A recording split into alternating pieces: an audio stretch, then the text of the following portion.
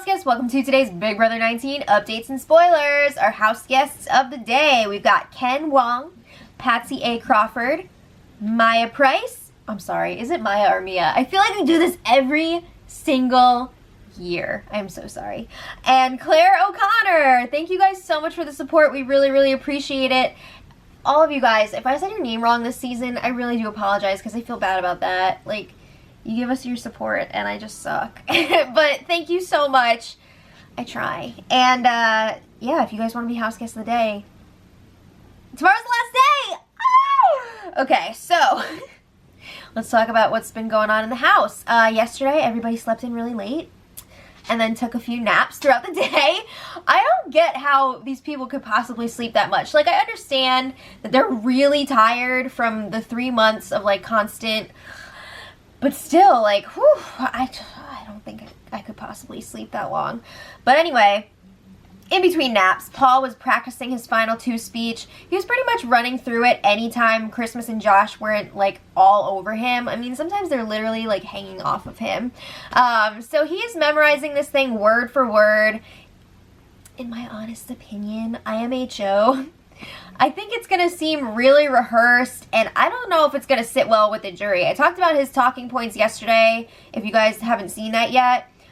He's pretty happy with it, but I feel like if I was on the jury and I heard him make this speech, kind of like telling everybody they suck almost. I don't know, it would not sit well with me. I mean, he's not like, you suck, your personality sucks, but it's very pompous and like, I don't think it's that great, but whatever.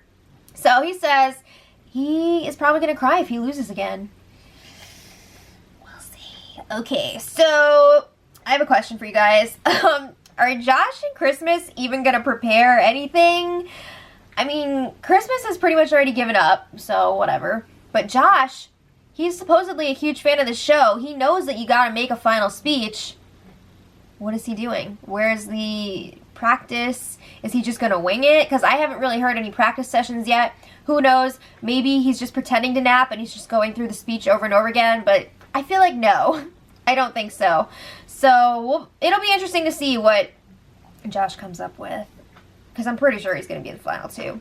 Alright, so then Paul and Josh are still convincing themselves that Christmas is going to win America's favorite.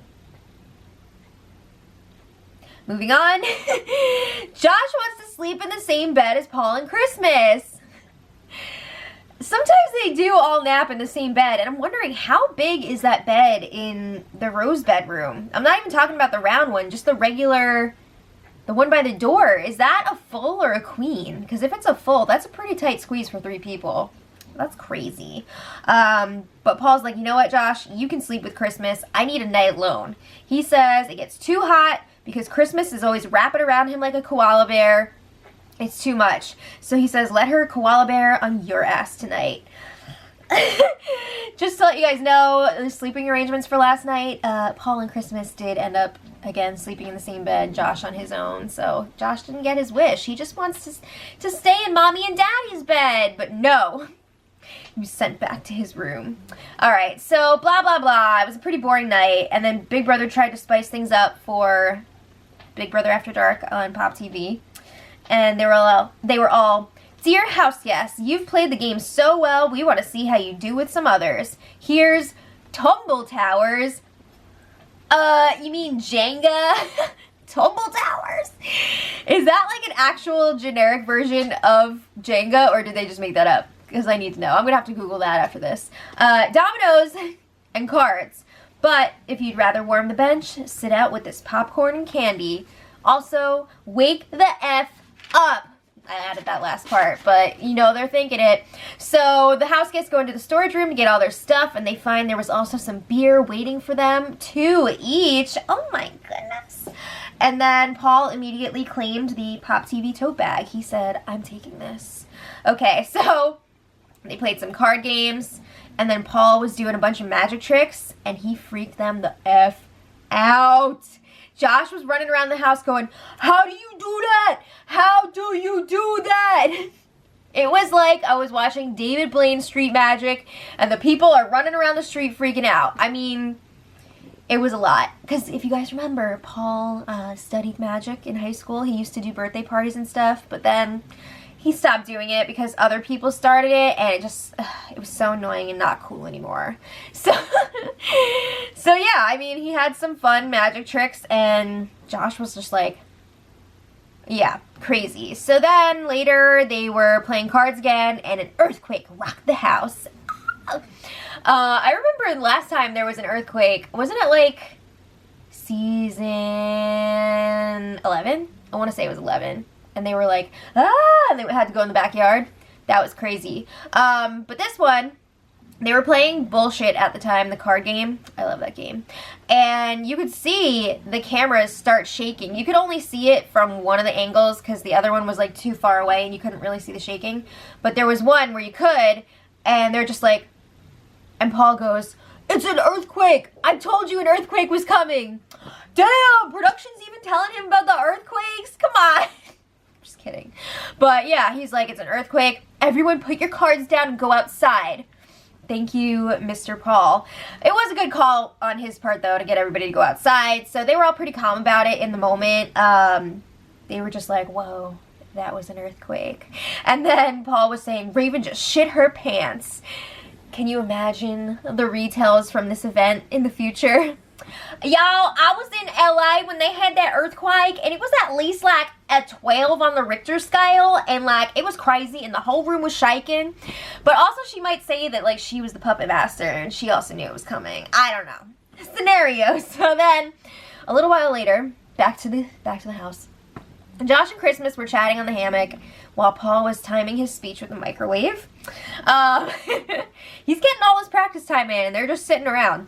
So from this conversation, it just seems like Josh never wants to leave the Big Brother house, which is like really sad. He's just like, oh my god, I can't believe we're leaving. I don't want to go. It sounds like he doesn't want to go back to like having responsibilities and his real life. Alright, so then, you know, because everybody else is always like, oh, I can't wait to get out and see my family, my friends. Like, I'm sure he wants to see his family, but he's also like, I don't want to leave. Okay, so then they're talking about the end here, and Christmas brings up, hey, part 3 of the final HOH is coming up. You ready? So she's like, I want you to know I was not upset that you won. She was upset that she lost because she's like a competitor, blah, blah, blah. You know, she's used to winning. So she was happy for him, but upset with herself for losing. So Josh was like, I get it. I know you. I've been living in this house with you for like 80-something days. It's fine. So then, oh, excuse me. Christmas tells him, if you win part 3, I want you to take who you think you can beat. So this is what she was talking about before. She wanted to pull Josh and Paul aside individually and tell them, like, it's okay if you don't take me. I'm not going to be mad.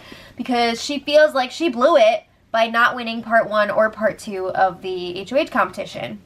So she's telling Josh, like, we're always good. I want you to do what's best strategically for your game. And then Josh is like, well, I don't know what I'm going to do. I don't think I'd be able to beat either of you. Lies and more lies. He knows that he wants to take Paul, and he feels like he has a good shot at beating him. So he's like, Christmas, I love you. Later, Paul and Josh were talking while Christmas was in the diary room. Oh my god, this was so frustrating. Paul was like, they were in the rose bedroom. Paul was like, hey, come over here, I have to talk to you about something. And Josh was like, no, you come over here. And they just went back and forth for what felt like forever until Josh finally got in the bed with Paul to hear what he had to say. So they start comparing notes about Christmas, and yeah, she had the same conversation with both of them individually. Told them, do what's best for your game. We're on good terms no matter what. It's so lame that she's not even trying. It's so lame. And I think she does think that she's going to get America's favorite. Okay, so then, you know, Paul and Josh feel pretty relieved now because they were worried about hurting Christmas's feelings if they didn't take her to the final 2. But now, when it's time for one of them to choose, they can just say, hey, this is what's best for my game. You know, we're still good on a personal level. This is what's happening. So they feel pretty good about that. So let's talk about what's going on today. Damn, the house guests were actually up, like, in the morning hours. Josh was the first one up. He was doing a little monologue in the Apple Lounge, and he doesn't think that he can beat Christmas in the end.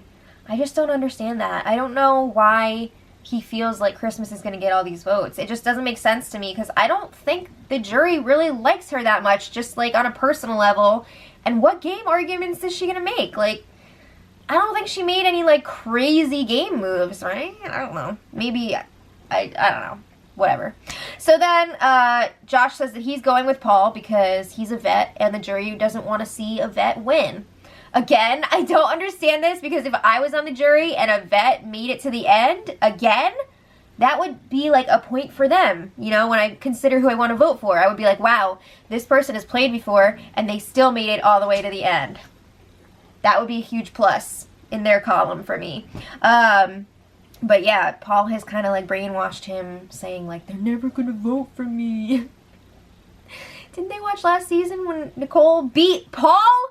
Okay, so I do think that Josh could potentially beat Paul depending on how bitter the jury is, but it's not because Paul's a vet. It's because Paul played a really shitty endgame and has really poor jury management. It's not because he's a vet. So then Josh is asking the viewers to vote for Christmas for America's Favorite.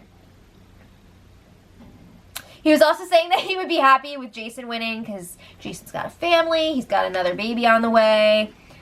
Or you can vote for Kevin. I'm just saying. Okay, so then they're hanging out for a little while. Josh was actually the one who was like begging Christmas and Paul to get up this morning. And they did. And then after a little while, he's like, okay, I'm going to go take a nap. What the hell? Okay, so the finale is tomorrow. I'm assuming the rest of the day will be spent sleeping, packing, reminiscing, that kind of thing.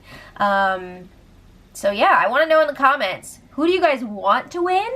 And who do you think will win? Let me know. And until tomorrow, the last spoiler of the season, much love.